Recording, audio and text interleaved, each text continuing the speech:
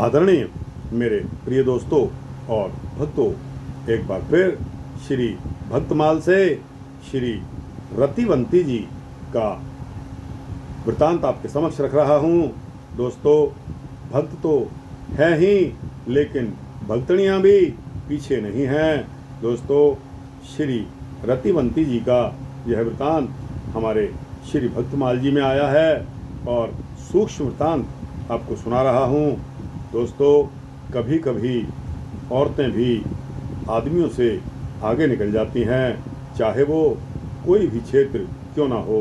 तो दोस्तों, इस वृतांत को शुरू करते हैं। बने रहिए इस वृतांत के अंत तक मेरे साथ। आपको पता लगेगा कि श्री रतिवंती जी कौन थी और उनकी भक्ति क्या थी। तो दोस्तों, आइए शुरू करते हैं। श्री रतिवंती जी परम भगवत भक्त थीं। इन्हें भगवान श्री कृष्ण का बाल रूप बहुत ही प्रिय था। ये प्रतिदिन बड़ी ही श्रद्धा और प्रेम से यशोदा नंदन श्री कृष्ण की पूजा करती थी और हर समय उनके भोग की सामग्री जुटाने में ही लगी रहती थी। चाहे कोई भी काम करती, परंतु इनका मन हर समय उस नंदनंदन के ध्यान में ही मग्न रहता था।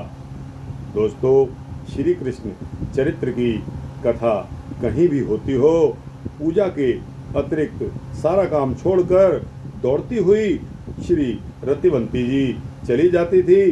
कथा अत्यंत श्रद्धा भक्ति से ध्यानपूर्वक सुनती थी तथा अंत में सबके चले जाने पर वहाँ से उठती थी। एक दिन की बात आपको बताता हूँ कि श्री ब्रजेंद्र नंदन श्री कृष्ण के लिए वे भोग सामग्री तैयार कर रही थी, अतः कथा सुनने के लिए नहीं जा सकी। इन्होंने उस समय अपने पुत्र को कथा सुनने के लिए भेज दिया। उस समय ऊखल बंधन लीला का प्रकरण था। बच्चे ने लौटकर अपनी माता से सारी कहानी कथा संक्षेप में इस प्रकार सुना दी। ब्रज बालाओं ने श्री कृष्ण की माखन चोरी की शिकायत नंदरानी से पहले ही कर दी थी। एक दिन यशोदा ने स्वयं अपनी आंखों से कन्हैया को माखन चुराते हुए और उसे ग्वाल बालों तथा बंदरों में वितरण करते हुए देख लिया। इस पर मैया यशोदा क्रोधित हो गईं और उन्होंने सुकुमार कन्हैया को पकड़कर ऊखल से बांध दिया। श्री कृष्णचंद्र के ऊखल में बांधने की बात सुनते ही श्री रतिवंती जी एकदम अधीर सी हो गईं। वे दुख से घबरा उठीं और उन्होंने तुरंत अपने प्राण छोड़ दिए। नश्वर देह छोड़ते समय उनके मुंह से इतना ही निकला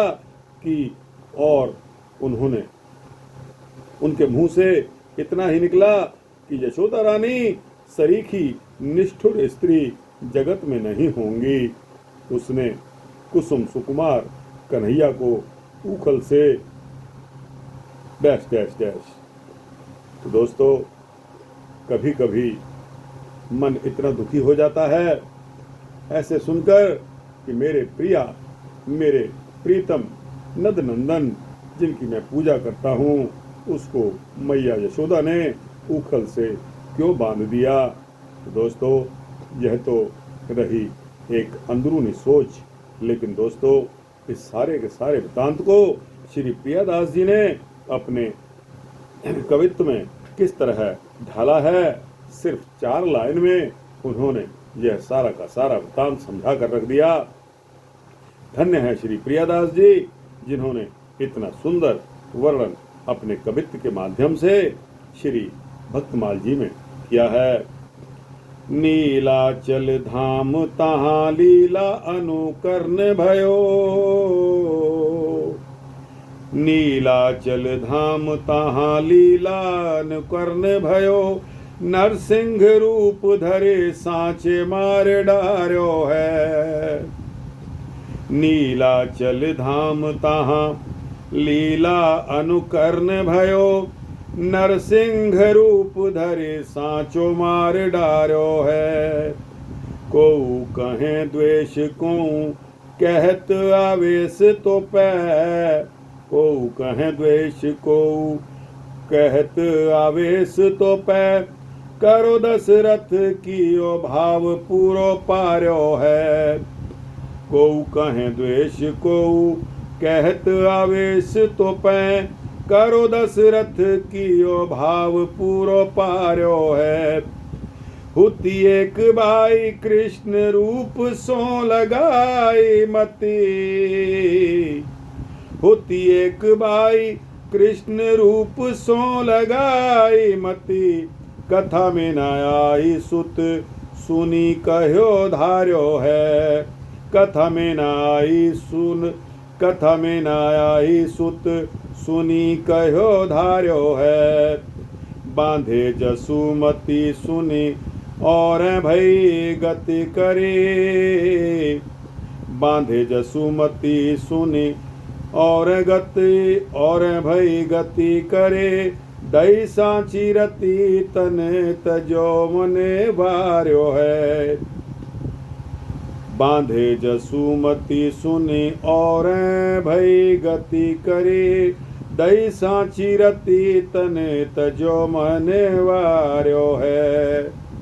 दोस्तों, कोई मनुष्य अपने ऊपर उसका सारा का सारा लांछन ले लेता है और ऐसा सोचता है कि शायद मेरे द्वारा ही ऐसा हुआ होगा।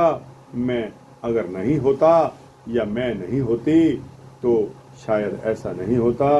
इतनी जिम्मेदारी श्री रतिवंती जी ने अपने ऊपर ली और दोस्तों, उनके मुंह से इतना ही निकला कि यशोदा रानी सरीखी निष्ठुर स्त्री जगत में नहीं होगी। उसने कुसुम सुकुमार कन्हैया को उखल से, दोस्तों, इतना कहकर कन्हैया को जब उखल से बांधा गया तो श्री रतिवंती जी इतनी अधीर हो गई कि दुख से घबरा उठी और उन्होंने अपने प्राण त्याग दिए। बोलो श्री रतिवंती जी की जय। बोलो श्री कृष्ण बलदेव की जय। यशोदा नंदन की जय। मथुरा वाले कृष्ण कन्हैया की जय।